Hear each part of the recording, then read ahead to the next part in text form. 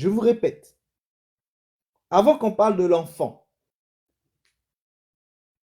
c'est-à-dire avant qu'on parle du Fils, qui est le deuxième logos, dans l'homme, le fil qui s'échauffe et qui s'illumine est la personnalité.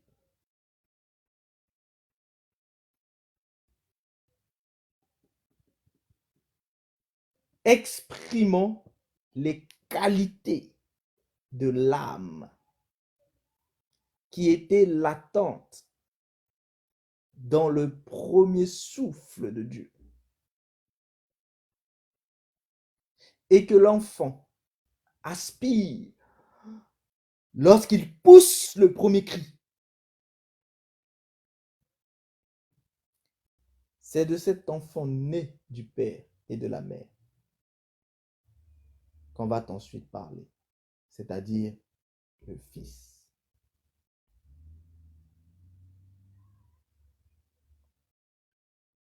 Parlons maintenant du Fils.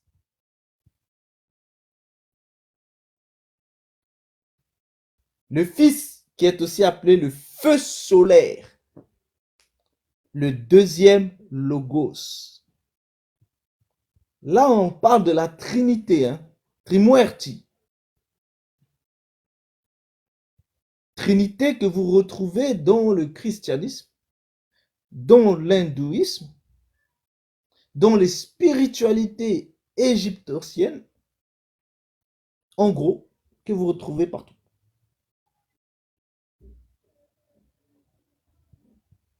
Maintenant, parlons du Fils, qui est le deuxième logos. Le feu solaire est le mélange du feu de la matière et du feu électrique. Donc, le Fils est le mélange de deux feux.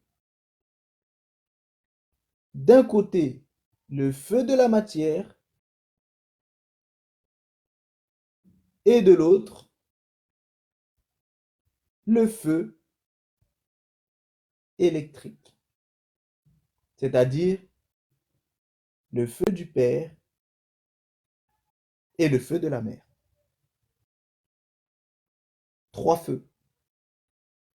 Et le Fils, lui, il est le feu solaire. Donc le feu solaire émane du feu électrique, qui est le Père, du feu de la matière, qui émane de la Mère, et ça définit lui-même le Fils, qui est le feu solaire. Cela se traduit par l'apparition dans le temps et l'espace d'une personnalité cherchant à manifester les attributs de son âme.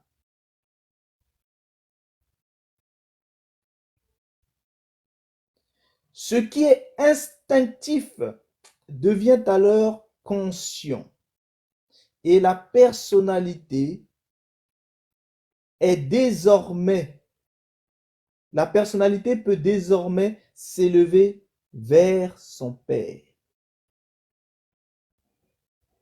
Réintégrer le foyer avec une grande richesse d'expérience dont la plus sublime est celle de l'acquisition de la conscience du soi divin. C'est exactement ce que vous trouvez dans la spiritualité. C'est ça la transmutation de conscience. C'est ça quand ils atteignent la conscience du soi divin. C'est quand ce fils-là, qui représente cette personnalité, va réintégrer justement le foyer avec toutes les expériences dont il a été transformé, sublimé. Et cette acquisition d'une conscience du soi. Là, on est en plein dans tout ce qu'on a vu. Hein. C'est là le symbole du fils prodigue dans la Bible. Donc, eux, ils assimilent ça au fils prodigue dans la Bible. Le rapprochement dans l'espace de la volonté divine au sein de la matière a produit le système solaire objectif, c'est-à-dire le Christ cosmique. Donc, on vous dit que le rapprochement de l'espace, de la volonté divine, au sein de la matière, va produire le système solaire objectif, c'est-à-dire le Christ cosmique. Et le caractéristique de ce Christ cosmique est l'amour. C'est pour ça que eux, ils vous parlent d'amour. Mais de quel amour s'agit-il? Et dans la nature est sagesse spirituelle. C'est pour ça qu'ils considèrent qu'il est la sagesse. Mais de quelle sagesse s'agit-elle? Dans l'être humain, l'esprit matière,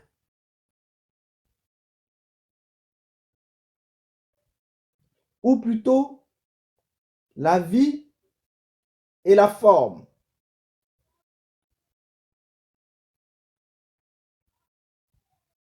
donne naissance à l'âme, personnalité. Donc ça donne naissance à un double être qui est à la fois âme, mais qui est aussi personnalité. Vu que la personnalité prend conscience de son âme, c'est-à-dire prend conscience du divin, de cette âme qui émane, qui est liée avec la nomade. Et la personnalité, c'est celle qui s'est développée. Et elle prend conscience de cette âme divine. Donc dès lors, ça donne une âme personnalité. Et cette âme personnalité est le produit de l'expérience humaine à travers le monde des formes et qui manifeste un jour sur le plan terrestre l'amour et l'intelligence. Cette âme, pourtant, n'est que le véhicule de l'esprit, tout comme le système solaire n'est que le véhicule du Christ cosmique. Vous comprenez? Donc, cette âme qui est âme personnalité, elle n'est que le véhicule de l'esprit. Tout comme le Christ, tout comme le système solaire n'est que le véhicule du Christ cosmique. Donc, ce qu'ils sont en train de vous dire, c'est que tout le système solaire n'est que le véhicule du Christ cosmique. Donc, le Christ cosmique habite dans le système solaire. Or, ce Christ cosmique-là, on vous a dit qu'il était quoi? Il est, lorsque vous avez le rapprochement dans l'espace de la volonté divine au sein de la matière, ça produit le solaire objectif. C'est-à-dire, ça produit plutôt ce système solaire objectif. Et ce système solaire objectif, c'est lui justement en fait qui est le Christ cosmique. Et ce Christ cosmique-là, eh bien, il est en fait celui qui est véritablement à l'intérieur du système solaire. Donc, tout le système de bovins est établi pour le Christ cosmique. Le symbole géométrique du feu solaire est admirablement représenté par un cercle avec au centre une croix, c'est-à-dire l'union de la barre verticale, c'est-à-dire l'esprit divin. Donc la barre verticale, c'est l'esprit divin. Et de la barre horizontale,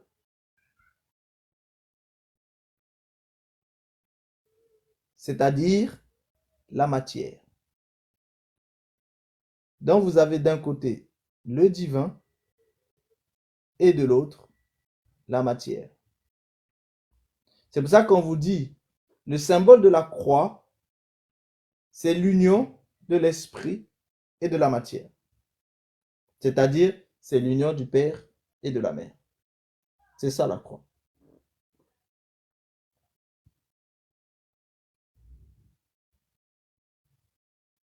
Et du coup, le symbole géométrique du feu solaire, lui, il est représenté en fait par un cercle avec au centre une croix. Donc vous avez un cercle et au milieu du cercle, vous avez une croix. Lorsque l'homme s'élève au-delà des forces attractives des 4 éléments et réalise le soi divin, le symbole devient celui d'une rose unique, s'épanouissant au centre de la croix. La rose croix devient alors le symbole de la perfection réalisée. C'est ici que vous retrouvez les sphères rosicruciennes.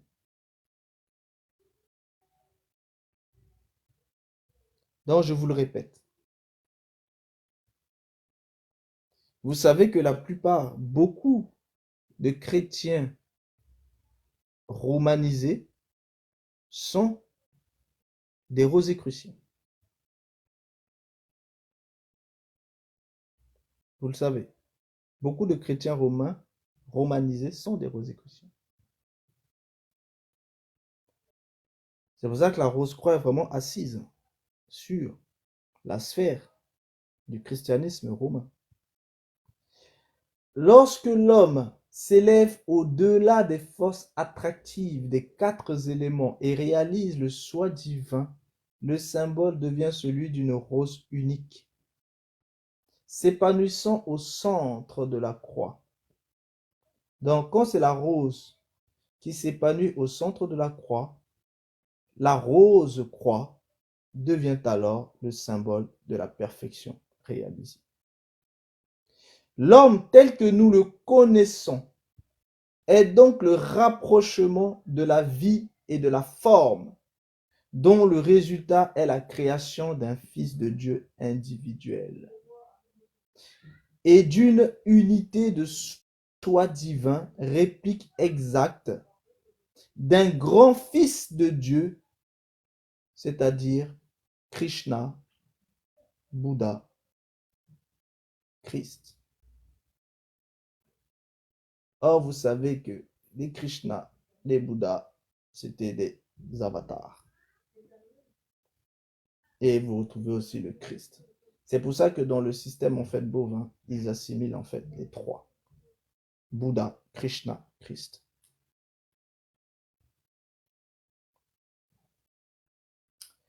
Dans l'humanité, c'est-à-dire dans cette humanité actuelle, la lumière est le boisseau, c'est-à-dire enfoui sous le voile de la matière dense. L'expérimentation multiple des opposés actifs, passifs, amènera cette conscience encore inconsciente. Bien sûr, inconsciente de quoi? Inconsciente d'elle-même, à briller d'un tel éclat que les hommes eux-mêmes en seront témoins et à l'égal d'un Moïse ou d'un Jésus. Donc, pour eux, ils vous disent que dans l'humanité actuelle, la lumière est sous le boisseau, c'est-à-dire enfouie sous le voile de la matière dense. Donc, l'expérimentation multiple des opposés, c'est-à-dire actif-passif, amènera justement en fait cette conscience encore inconsciente d'elle-même à briller d'un tel état que les hommes eux-mêmes en seront témoins et à l'égal d'un Moïse ou d'un Jésus, ils deviendront des soleils radiants et resplendissants. Chaque homme, chaque femme aspire à cet état qui ne surviendra que lorsque chaque cellule de son corps deviendra une sphère de gloire rayonnante, une lumière de feu et une source de radiation magnétique. Alors, Christos, le moi supérieur, apparaîtra. Ici, vous avez une transformation, mais une transformation totale des écrits du livre de l'Apocalypse. C'est-à-dire, elle a totalement été adaptée à leur façon de penser. Parce que ce sont des mystères de la transformation du corps chez les ovins qu'ils ont transformé pour expliquer ce qu'ils sont en train de vous dire ici. C'est pour ça qu'ils vous parlent du Christos, le moi supérieur, qui doit apparaître. Chez les ovins, ça s'appelle l'étoile brillante du matin, que eux ils appellent le Christos. Parce que l'étoile brillante du matin, c'est le véritable Christ. Et c'est pour ça que eux, ils l'ont appelé aussi du nom du Christ. Donc vous devez bien comprendre que ceux qui ont façonné justement cette spiritualité christique, ce sont des antichrists.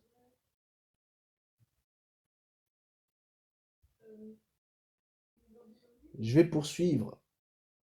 Comme ça, on va pouvoir passer ensuite au questionnement.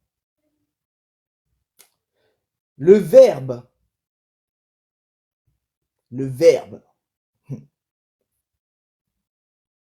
doit être fait chair et se manifester sur le plan physique en tant qu'amour, pouvoir et intelligence.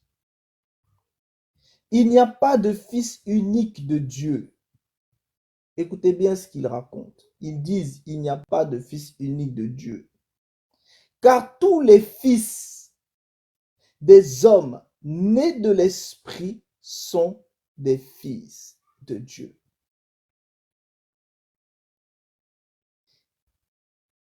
là, vous voyez que ce sont des gens qui ont connu la parole de la vérité et qui se sont détournés. Parce que ce qu'ils sont en train de dire, il y a des bases ovines dedans, mais qu'ils ont détournées. C'est pour ça qu'ici, ils sont en train de vous dire qu'il n'y a pas qu'un Fils unique de Dieu. Mais ils vous disent que tous les hommes nés de l'Esprit sont des fils de Dieu.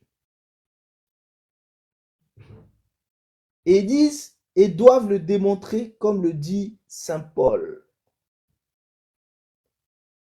Ici, ce qu'ils sont en train de dire, c'est quelque chose qui, chez les Ovins, est une vérité. Mais dans ce qu'ils sont en train de dire, ils l'ont transformé. Et je vous expliquerai si besoin, si vous avez des questions là-dessus. Toute la création gémit en travail d'enfantement, en attente de la manifestation des fils de Dieu. C'est ce passage de Romains qu'ils ont récupéré. Lorsqu'une âme, c'est-à-dire lorsque l'âme, le soi divin, se reconnaît, des changements précis commencent à s'opérer et une vitalité croissante est apportée aux sphères de feu flamboyant que sont nos centres psychiques. Ce qui fait encore dire à Paul l'initié. Donc pour eux, Paul était un initié. Abomination. Ce qui fait encore dire à Paul l'initié que ce corps de feu est le corps incorruptible. Et ça, vous retrouvez ça dans Corinthiens. Et le produit des trois feux que sont la volonté, centre coronal, l'amour, centre cardiaque, l'intelligence, centre coccygien. Lorsque la lumière de l'âme devient visible,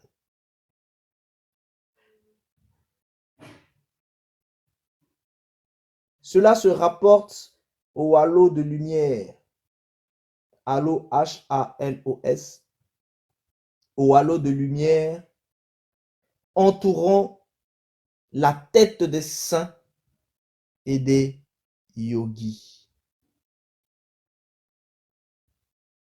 Rappelez-vous, c'est leur fonctionnement dans le système de Bohr. Rappelez-vous toujours. Donc, lorsque la lumière de l'âme devient visible et que la chaleur peut être ressentie par radiation, la forme, qu'il s'agisse d'un humain ou d'une planète, va être consciemment utilisée à des fins spécifiques. Exemple, dans une planète, il s'agira de faire progresser la conscience d'une humanité et dans un homme, il s'agira de développer une conscience divine, un Christ intérieur qui brillera d'une gloire éternelle. Ce Christ intérieur, naissant dans le cœur de l'homme,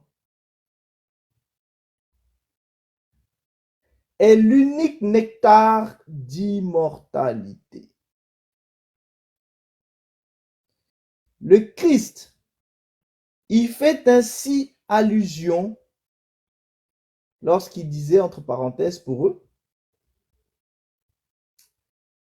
à moins qu'un homme ne naisse de nouveau, il ne peut voir le royaume de Dieu. voyez, même ce passage a été sorti de son contexte et interprété. Ceci se réfère à la seconde naissance, l'initiation du baptême mystique. À partir de ce moment, la vision divine apparaît et s'étend sans cesse jusqu'à atteindre à la pleine stature du Christ, comme l'exhorte saint Paul en Éphésiens 4, verset 13. En vue de la construction du corps du Christ, au terme de laquelle nous devons parvenir tous ensemble à ne faire plus qu'un dans la foi et la connaissance du Fils de Dieu. Et à constituer cet homme parfait dans la force de l'âge qui réalise la plénitude en Christ. Tout ça, c'est une transformation des Écritures. Le Christ cosmique nous a démontré cette perfection en ce qui concerne la famille humaine par l'intermédiaire du Christ historique, qui, voilà 2000 ans, nous révéla des connaissances du Père en termes de qualité. Le Christ nous démontra également la qualité de l'amour de Dieu. Bouddha en incarne la volonté. Donc Jésus, pour eux, a montré la qualité de Dieu. Et Bouddha, lui, il a démontré la volonté.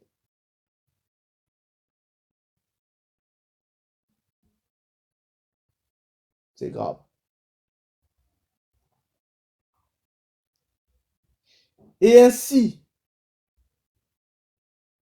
incarnait en lui-même, dans sa propre perfection, une chose qu'aucun autre fils de Dieu n'avait faite avant lui. En résumé, la vie est une forme d'existence qui se manifeste au sein de la matière. Cette matière est le véhicule de l'âme manifestée. Cette âme est le véhicule de l'esprit manifesté. La vie du Saint-Esprit, troisième logos, anime les atomes de la matière. La vie du Fils, deuxième logos, anime les formes ou agrégats d'atomes. La vie du Père, premier logos, anime les formes composites. Ainsi, les trois nadis majeurs, Ida, Pingala, Sushumna, c'est Sushumna qui est aussi appelé Kundalini, ou encore Dieu le Saint-Esprit, Dieu le Fils et Dieu le Père forment une vie triple que l'on retrouve dans tout ce qui est en haut comme dans tout ce qui est en bas. Microcosme, macrocosme. Voilà toute la spiritualité du système bovin. Le Père, la Mère, le Fils. Ida Pingala Soshona.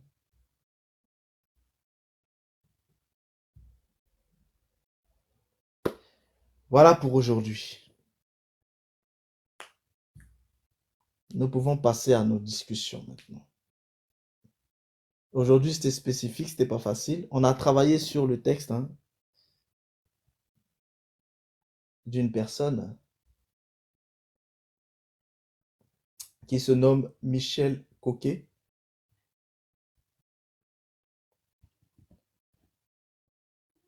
Donc, comme vous le savez, on bosse sur des textes des uns et des autres pour que vous compreniez que les choses des bovins que je vous explique ne sortent pas de réveil. Ce sont des gens du système. Et tout à l'heure, lorsqu'on vous a parlé du premier cri, eh ben ce premier cri-là, vous le retrouvez aussi dans un livre, dans un des livres apocryphes, notamment le livre de la sagesse. Donc, je vais vous lire un peu le passage du livre de la sagesse qui vous dit, c'est au chapitre 7, qui vous dit, moi aussi, je suis un mortel, pareil à tous, descendant du premier homme façonné à partir de la terre. Au ventre d'une mère, j'ai été sculpté dans la chair. Jusqu'au 10e mois, j'ai pris consistance dans le sang à partir de la semence virile et du plaisir, compagnon du sommeil. Moi aussi, en naissant, j'ai aspiré l'air commun. Je suis tombé sur la même terre où tous les hommes ont à souffrir. Et mon premier cri, comme pour tous, ce fut des pleurs. Donc voilà, vous retrouvez ça aussi dans le livre de la sagesse, qui est un livre gnostique, qui est un livre qui fait partie des apocryphes,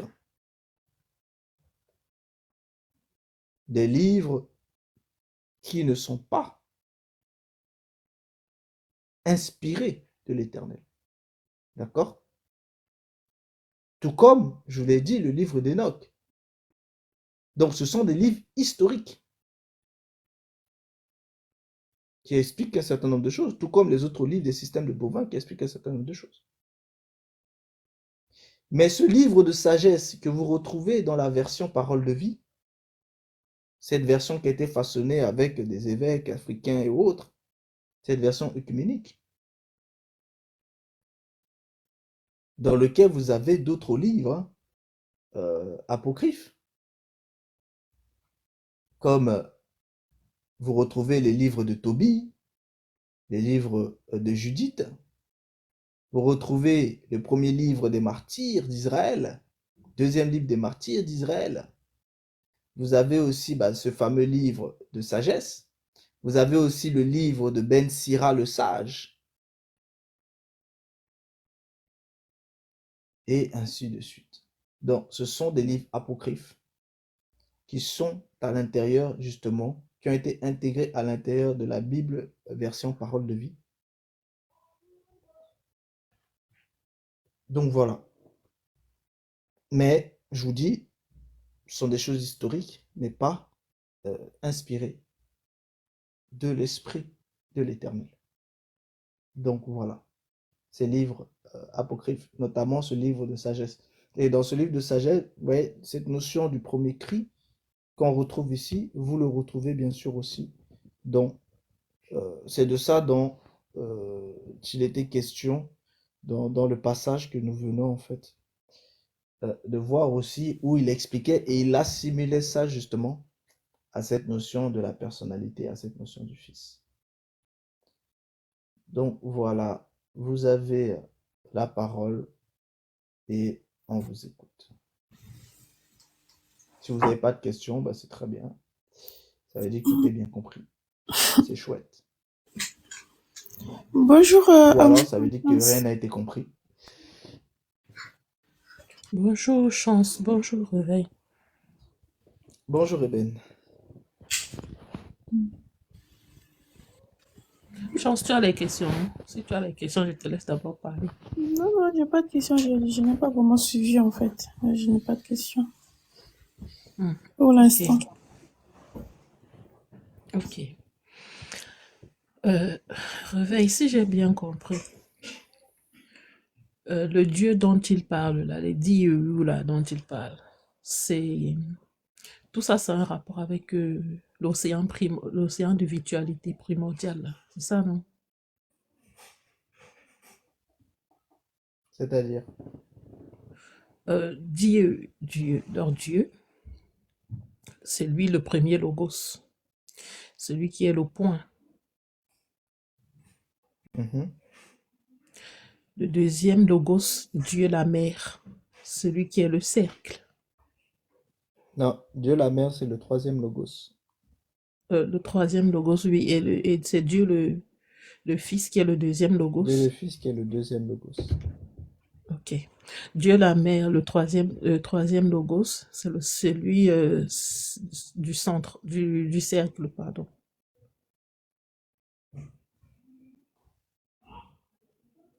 Oui. C'est ça? Ok. La Donc, mère, du coup, la mère mhm, représente cette notion de la matière. oui, Ça, c'est la mère. mais c'est plus dingue que je croyais. Donc, du coup, ces deux-là, ils ont enfanté le Fils, donc Dieu le Fils, le deuxième logos. Oui. Et c'est tous ces trois-là qui forment Non. l'océan de virtualité. Si tu veux, non, enfin, si tu veux, Dieu le Père est le point au centre de la sphère. Mhm, Et Dieu la mère est la sphère elle-même. De la sphère. mhm. Oui, la sphère, ok. Donc, Dieu le Père est le point au centre de la sphère. Mhm, Et Dieu la mère, c'est la sphère. d'accord. Et ils enfantent le Fils à travers les frictions. Oui. Les frictions du feu de la mère et les frictions du feu du Père vont justement enfanter la friction du feu du Fils. Mhm, Donc voilà ce qui d'accord. donne ensuite cet aspect-là. Ok. Et donc, la friction, toutes Maintenant, ces il y, a- frictions-là se retrouvent. Oui, il vas-y. y a une chose importante qu'il faut savoir par rapport d'abord à la notion en fait d'akasha. Mhm, Par rapport à la notion d'akasha. Donc, si vous voulez, on vous dit que comment la première union s'est faite. Ils disent que lorsque les ténèbres arrivent à leur fin, parce que pour eux, ténèbres et repos, c'est la même chose. Donc, lorsque les ténèbres et le repos arrivent à leur fin, celui qui est Dieu, qui lui est une conscience, donc cette conscience-là va justement en fait manifester en fait un souffle. Donc Dieu est la conscience.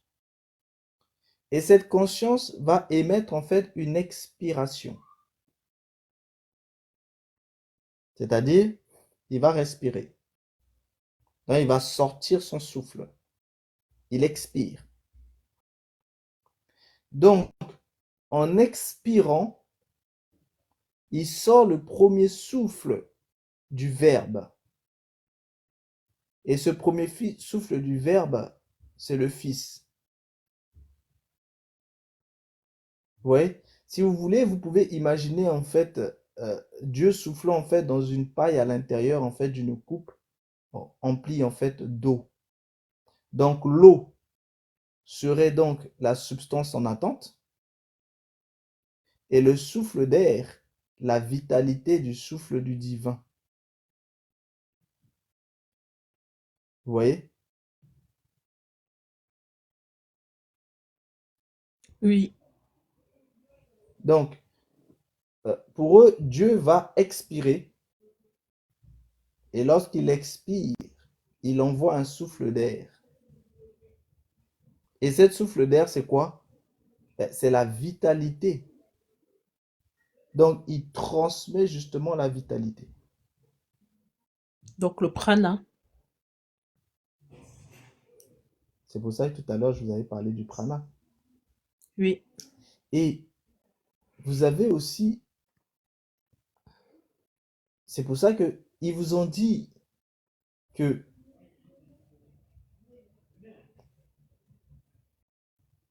l'esprit,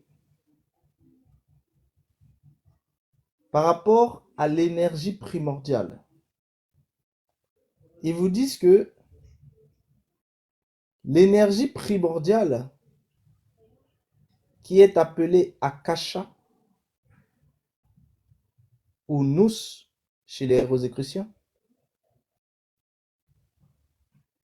il est double. En termes de nature, il est double. Mais par contre, en termes de manifestation, il est triple. Donc, on vous dit que l'Akasha, il faut bien que vous compreniez ça ici. L'Akasha est double en termes de nature. Mais par contre, il est triple en termes de manifestation. Ça veut dire que l'Akasha est de nature double, mais il se manifeste de nature triple. Maintenant, cet Akasha-là, il va justement en fait se distinguer sous forme d'onde.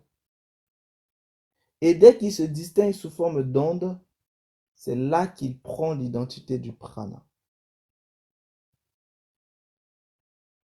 Donc l'Akasha, distingué sous forme d'onde, prend l'identité du prana dans l'univers visible. C'est important de garder ça en tête.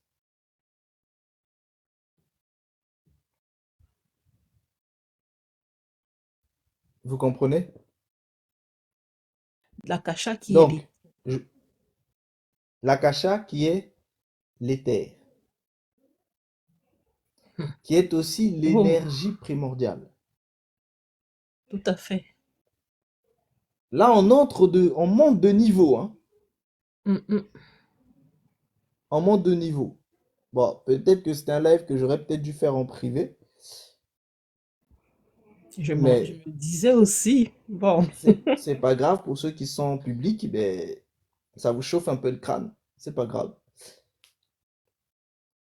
Mais vous devez comprendre, là, on entre dans des sphères très complexes, d'accord? L'Akasha est l'énergie primordiale. Cette énergie primordiale, par rapport à sa nature, elle est double.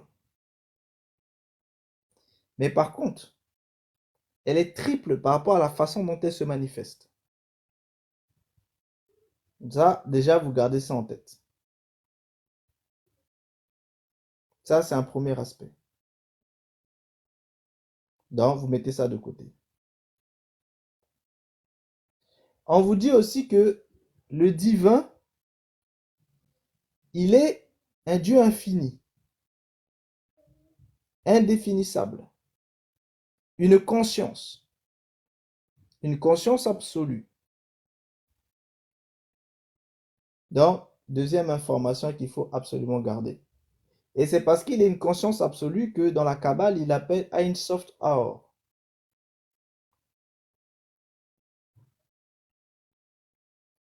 Maintenant, on vous dit aussi que cette forme de base-là, cette forme, cette existence qui est sans forme, c'est-à-dire l'océan primordial de départ. Oui, soft, soft, ein soft, S-O-P-H. Voilà, ein, A-I-N, soft, S-O-P-H, aur, A-U-R. Donc, on vous explique que cet océan d'inexistence, qui représente en forme une matrice, si vous voulez, est quelque chose qui est sans forme, qui n'est pas définissable. C'est pour ça qu'on l'appelle aussi l'océan de pouvoir inactif du Créateur. On l'appelle aussi une cause éternelle et absolue de tout ce qui est et qui demeure.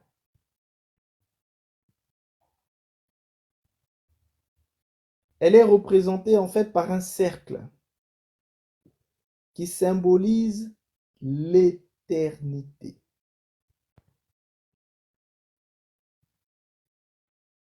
Alors, toutes les personnes qui sont mariées à la mairie,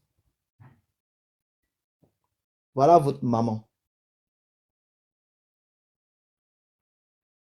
C'est à travers ce cercle-là que vous êtes unis. C'est ce cercle qui est le symbole de l'éternité. Qui ça la cache là? Oui, cet océan de pouvoir inactif. Inactif, oui. C'est Ein Sof Wow. Or, Oh, oui. cette existence-là. Cette luminosité sans limite. Eh, c'est pas possible. Donc, elle représente en fait une cause. Pour eux, c'est une cause éternelle, une cause absolue de tout ce qui est et qui demeure. Et c'est pour ça qu'elle est représentée par le cercle, qui symbolise l'éternité, ce cercle infini. C'est pour ça que je vous parle du système infini.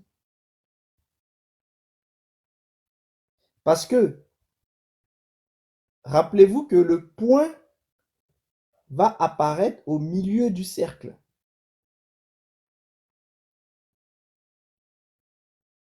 Donc le cercle sans le point, c'est cette éternité-là. Ensuite, le point apparaît au milieu du cercle. Du coup, on peut donc comparer cet espace non différencié à la céleste Vierge universelle, c'est-à-dire la mère de toutes les formes qui va être manifestée. Et Platon l'appelait l'âme du monde. Il y a un Elle a livre comme ça starté. qui avait été façonné. Attends, 2 secondes, je reviens après. Il y a un livre qui avait été façonné ainsi, et dans ce livre, justement, il mettait en avant le fait que il va y avoir, je dois avoir ça sur ma page, qu'il y a un bouleversement, et que justement, en fait, ce bouleversement va faire en sorte que beaucoup de personnes de spiritualités différentes, de croyances différentes vont se retrouver en fait au Tibet. Parce qu'il y a un bouleversement, un apocalypse qui se passe dans le terme apocalypse pour eux, c'est-à-dire dans le terme où tout change, tout se détruit, etc. Et du coup, les gens vont se retrouver pour essayer de se centraliser, pour trouver un point commun d'une âme commune.